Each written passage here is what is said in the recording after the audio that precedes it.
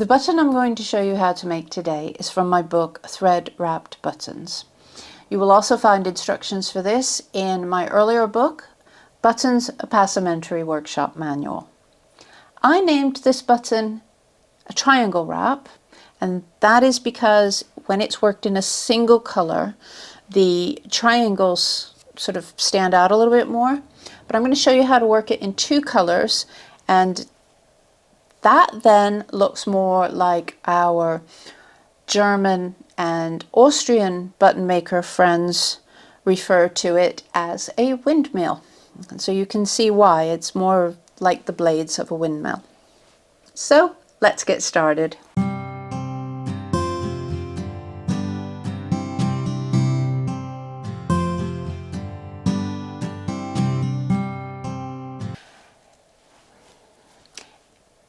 You will need a button mold, thread. I'm using number 8 pearl cotton from Wonderful, scissors, tapestry needle, and optionally some beeswax, button wheels or circle gauge to mark divisions on your button mold, and a pencil, and a third hand, either as part of a button station or as part of the tool tin. If you're marking divisions, you'll want to mark 6.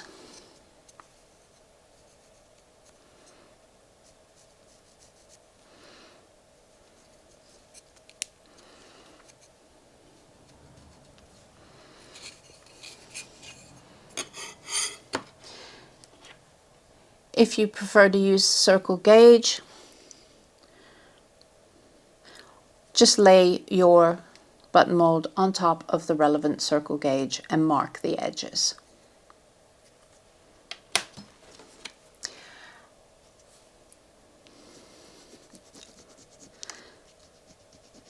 Rub beeswax on the back and the sides of your button mold. This is optional. What it does is it helps to give a little tackiness to the button mold.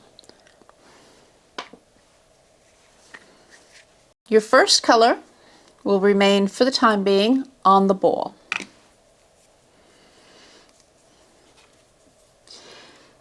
Take the end of the thread, hold it at the back of the button, and then you're going to lay your foundation cross. So what I'm going to do is lay from bottom to top right at those division lines that I have already marked. And then I'm going to lay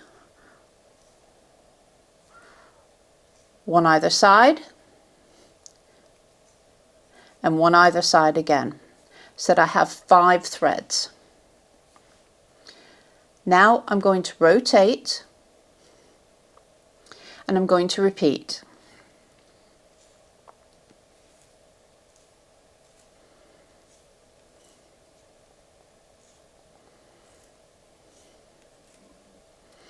And rotate and repeat again.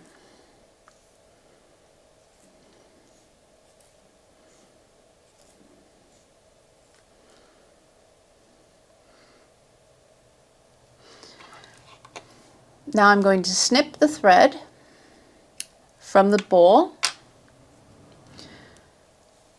and I need to thread this needle. So you can either turn it around and hold it if you can manage to do that and thread your needle, or if not, that's where your third hand comes in nicely, because this will unravel if you let go.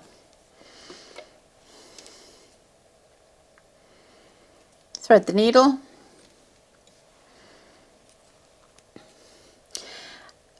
You can see where there are some straight threads where we've changed direction. So just make sure you catch those when you're weaving through. You can knot this or just leave it as woven through. It's entirely up to you.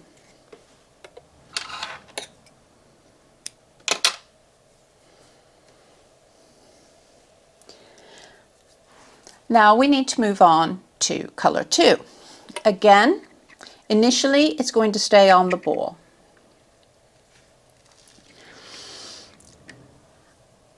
I'm going to thread the needle, and if you're clever, you can actually thread the needle and leave the needle on and just hold this initially. But I tend to get in a little bit of a tangle if I leave the needle in place, so I don't do it often. But you could basically leave the needle dangling here and keep moving it along as you wrap. So now, here is our foundation cross. So this is a foundation cross of 6, because there are 6 spokes, and of 5 ends, which is 5 lengths of thread. So from this, I've turned it slightly so that there's an X facing me. And now what I need to do is lay threads from bottom to top. I'm going to leave a teeny little gap just here so that I can go back later and put another color, another length of the green in. It will become clear. Just hang on till the end. So I'm just going to wrap.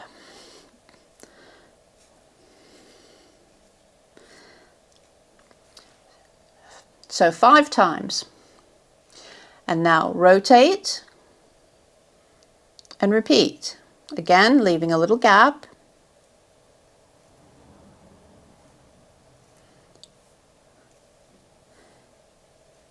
Five times. Rotate and repeat.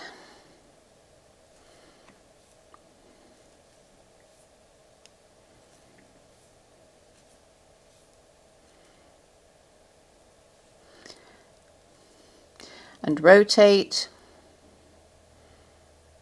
and repeat.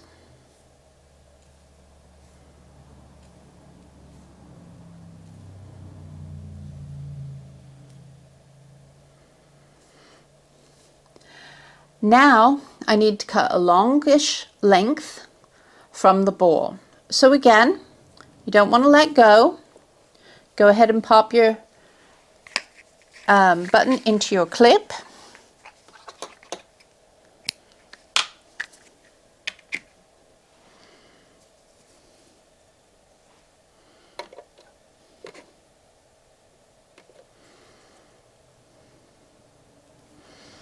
Thread your needle.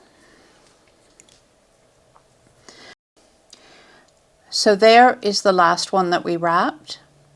And now I'm going to rotate, and I have to lay 5 again, but this time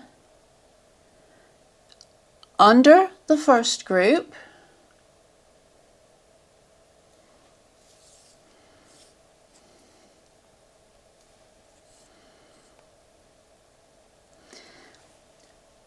and over the second 2 groups.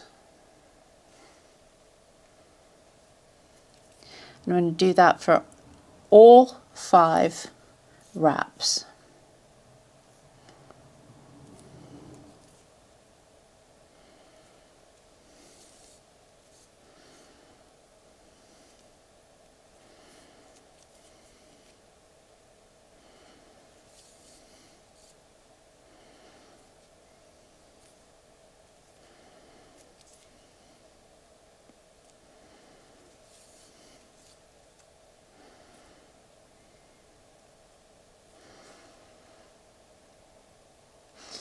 And then I'm going to rotate, and for the next one I'm going to go under the first 2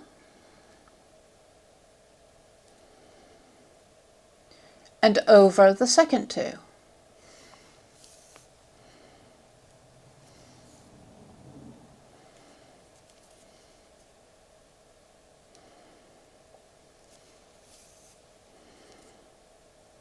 And now I'm going to fasten this at the back. And again, where I've changed direction, there's a couple of threads that are a little short in the way they follow. So I'm just going to make sure that those are grabbed when I thread through.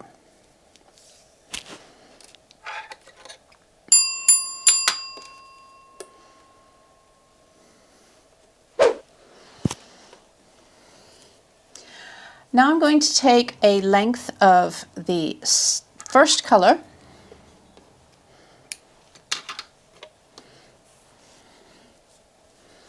and thread up my needle as before.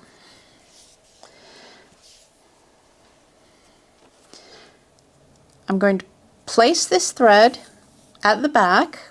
You can have a little knot there if you wish. If you're somebody who doesn't like knots,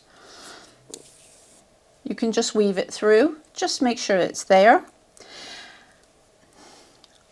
And then what I'm going to do now is I'm going to lay a thread either side of each of these bands of the pink. And in order to do that, I need to follow the same line. So this one is going under,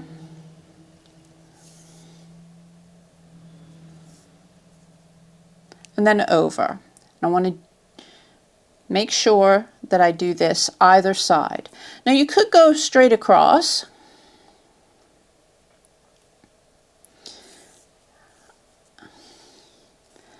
and sort of work either side of this one now, but I find it a little easier to keep track of everything by actually still rotating and working a method. It stops you getting sort of lost, I think. But if it's easier for you to work from both sides, by all means do.